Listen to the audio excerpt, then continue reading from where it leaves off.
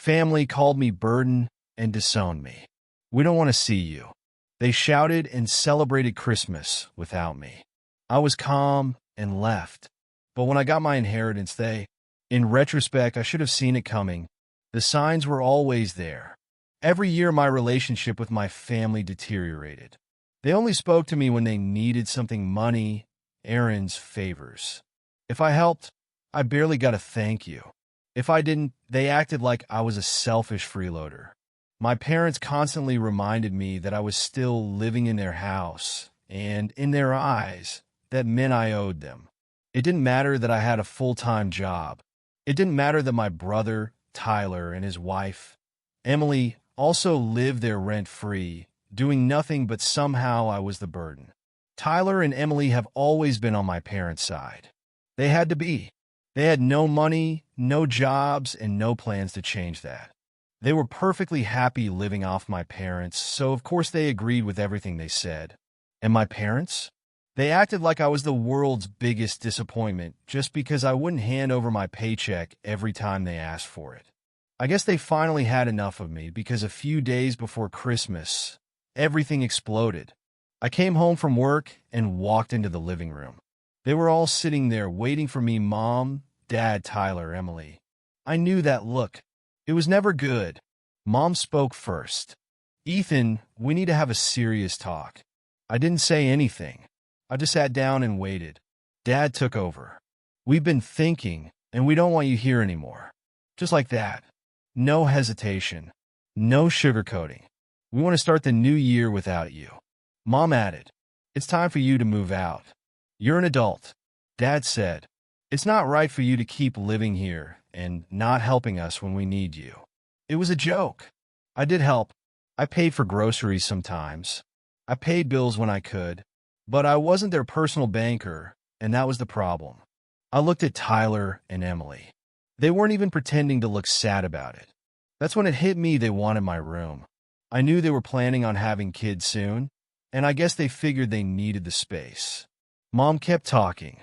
"We've given you a home for 23 years. You've had more than enough time to get on your feet. It's time for you to be on your own." "Okay," I said. That made them angry. Mom's face twisted. "That's all you have to say?" Dad leaned forward.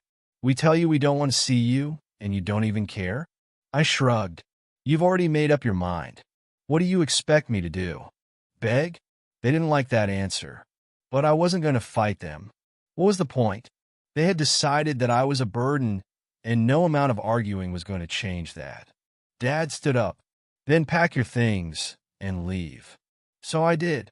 I went upstairs, packed a suitcase, grabbed my laptop, and filled a couple of bags with my stuff. No one offered to help. No one even looked. They just stayed downstairs, probably already talking about how nice it would be to have me gone. The next morning I left. No goodbyes. No last-minute doubts from them. Just me walking out the door for the last time. I went to my Uncle Richard's house. He and my grandmother were the only ones who ever really cared about me. The moment I called him, he told me to come over. No hesitation. That night, as my parents, Tyler and Emily, celebrated Christmas without me for the first time in my life, my uncle and grandmother sat at the table with me. "You know they're terrible people, right?" Uncle Richard said. "You're better off without them." Grandma nodded. "They don't deserve you." I wanted to believe them. I really did. But after 23 years, it was hard not to feel that maybe, just maybe, my own family was right about me. Little did I know that in 3 months, everything would change. Living with Uncle Richard and Grandma was the complete opposite of what I was used to. For the first time in my life, I wasn't walking on eggshells. There was no one making me feel like a burden, no passive-aggressive comments about how I wasn't doing enough, no one demanding my money. It felt strange, almost too easy. At first, I kept waiting for the catch. Maybe Uncle Richard would get annoyed with me. Maybe Grandma would hint that I needed to pay rent. But it never happened. If anything, they went out of their way to make sure I felt at home. Uncle Richard would joke that the house was big enough for both of us, and that, unlike my parents, he didn't expect me to support him. Grandma cooked my favorite meals and reminded me every time, She saw me looking lost, that I wasn't the problem they were. I should have fought harder for you. She once told me, I used to make excuses for your parents, but I can't anymore. They've shown who they really are. Hearing that from her was both comforting and painful. I had spent years telling myself that maybe I was the problem. That maybe if I had been more helpful, if I had given them more money, they would have loved me the way a family should. But Grandma's words stayed with me. 3 months passed. I was doing well.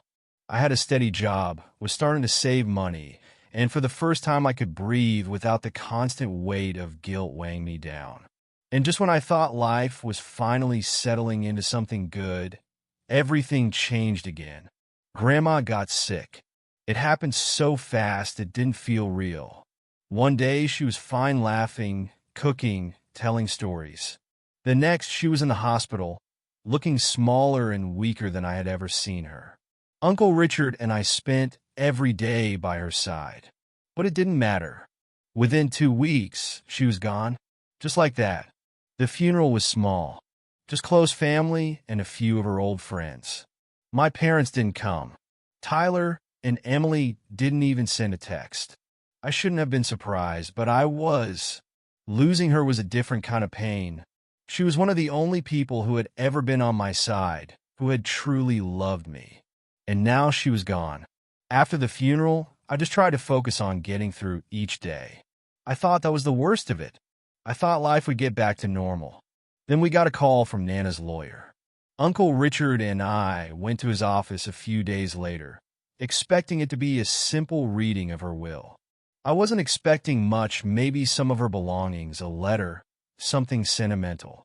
But as the lawyer began to go through her estate, I felt as if the rug had been pulled out from under me. Grandma had left me everything. Her entire life savings. $500,000. I couldn't even process it at first. I sat there staring at the papers, waiting for someone to tell me it was a mistake. But it wasn't. Uncle Richard just grinned and patted me on the back. She always said she wanted to make sure you were taken care of. $500,000. It was more money than I had ever seen in my life. I didn't know what I was going to do with it.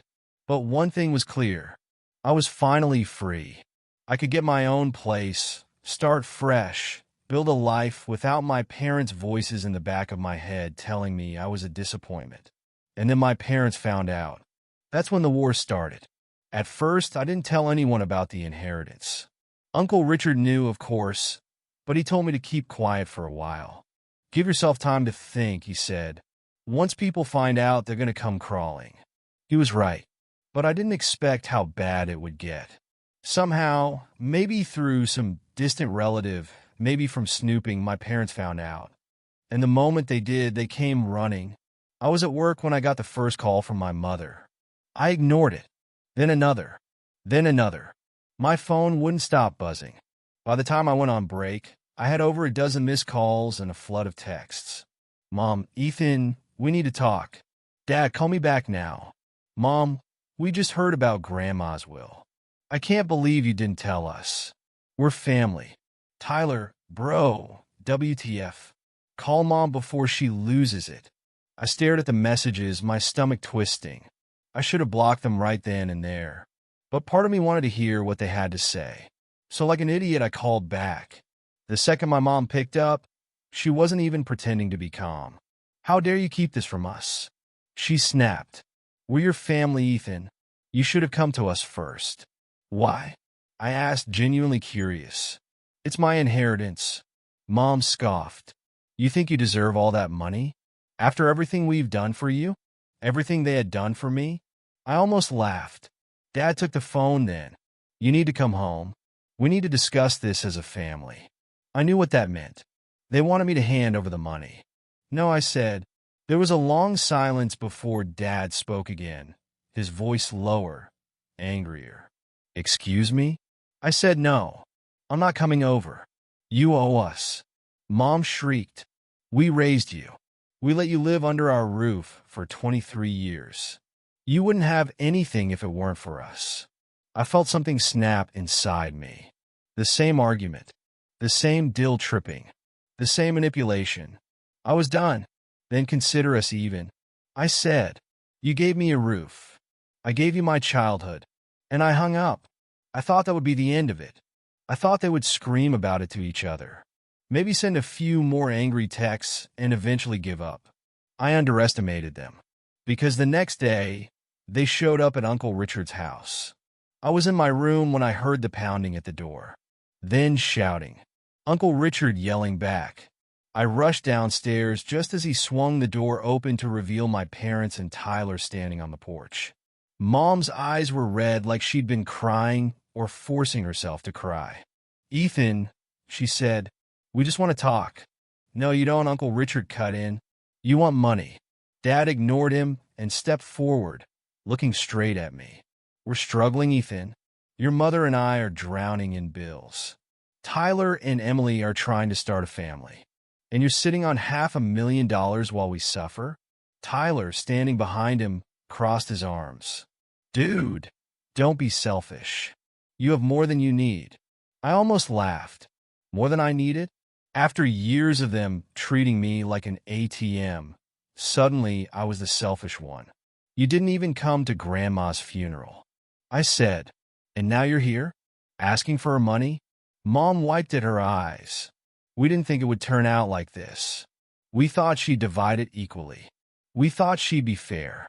I looked her dead in the eyes. She was fair. That's when everything exploded.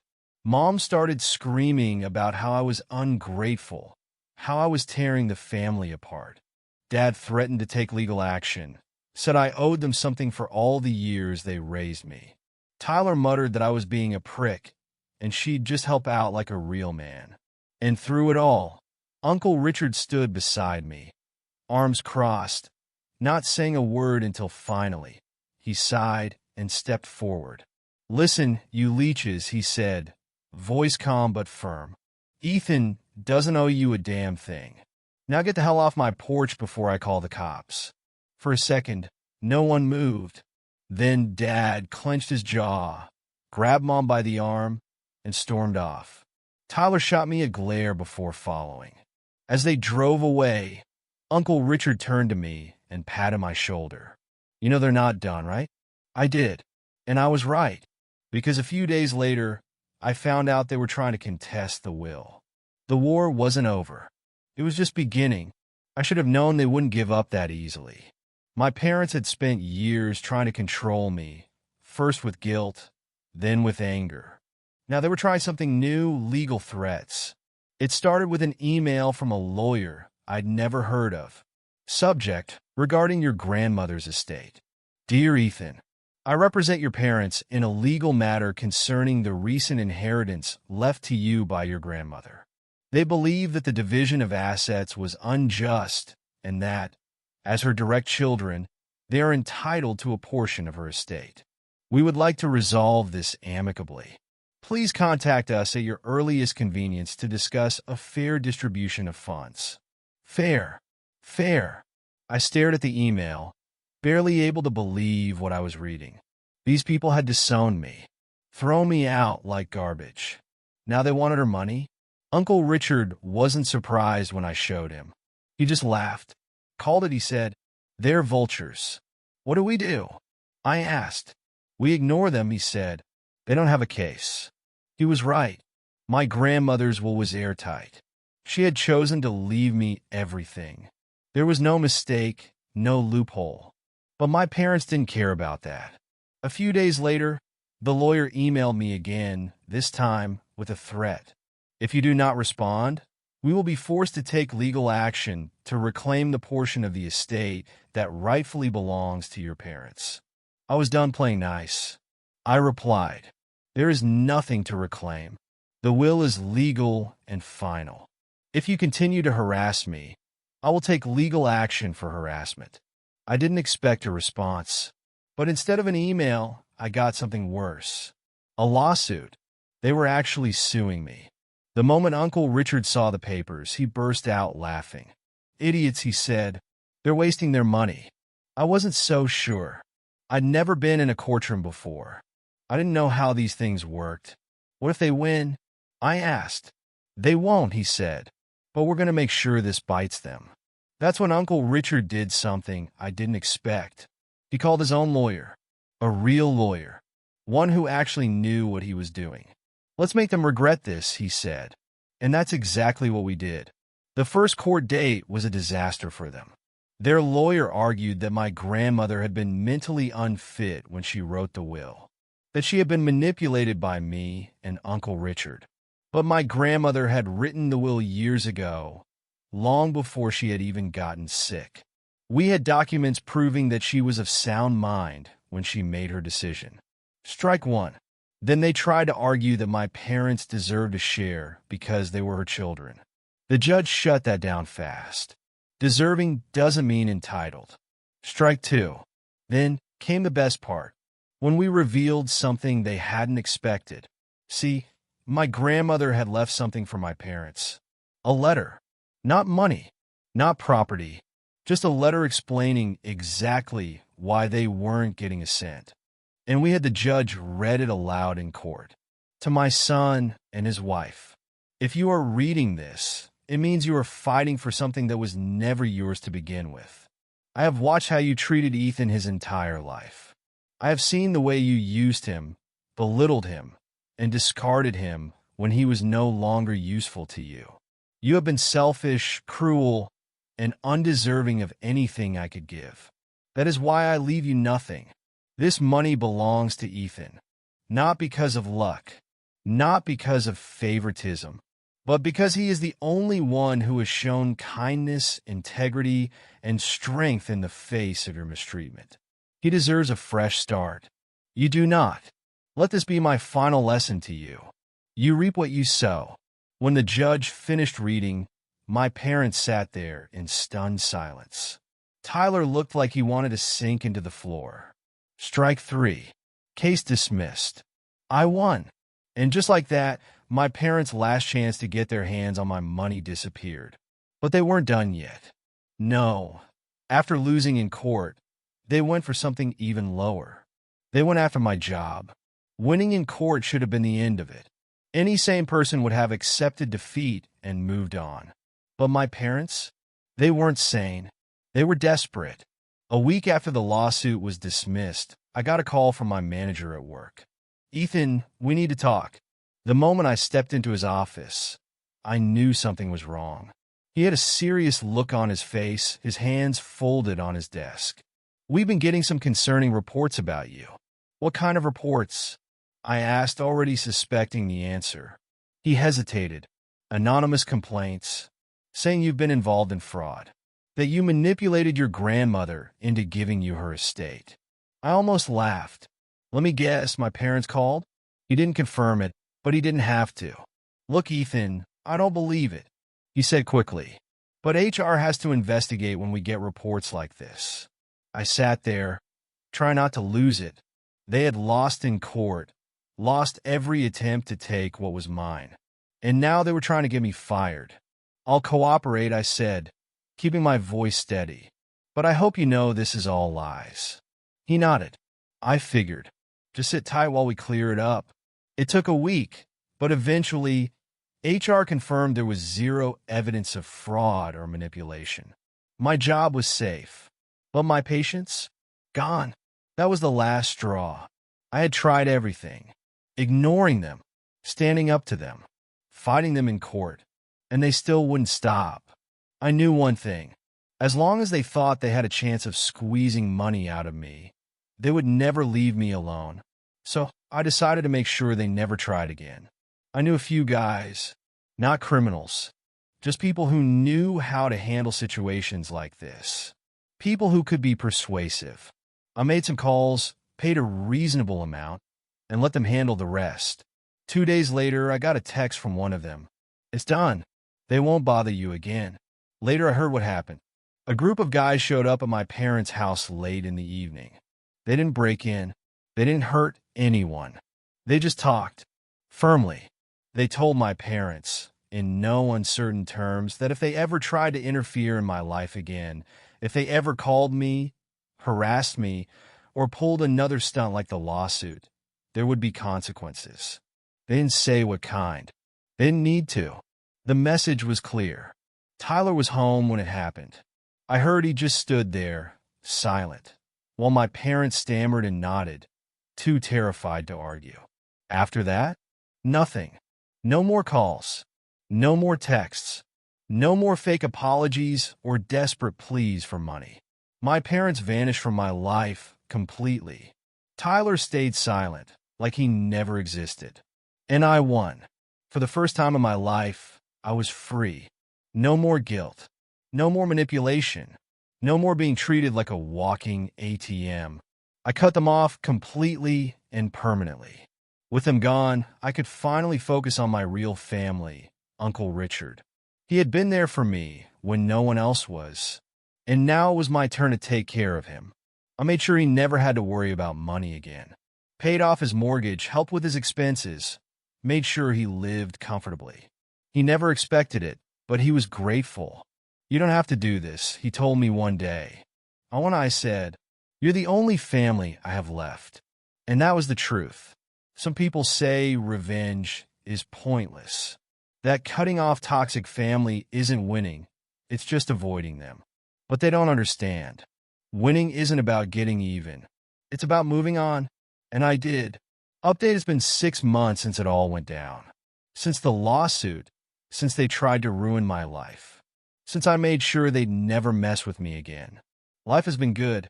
I moved into my own place, got a better job, and I've been supporting Uncle Richard, who's really the only real family I have. Then, out of nowhere, my parents tried to contact me. First it was a text from my mom. "We miss you. Let's talk." Ignored. Then my dad sent an email, all formal, as if nothing had happened. "We'd love to see you and reconnect as a family." Deleted. Even Tyler tried. "Bro, let's put all this behind us." Family is family. Blocked. No apologies. No acknowledgement of what they did. Just them pretending like they didn't spend months trying to destroy me.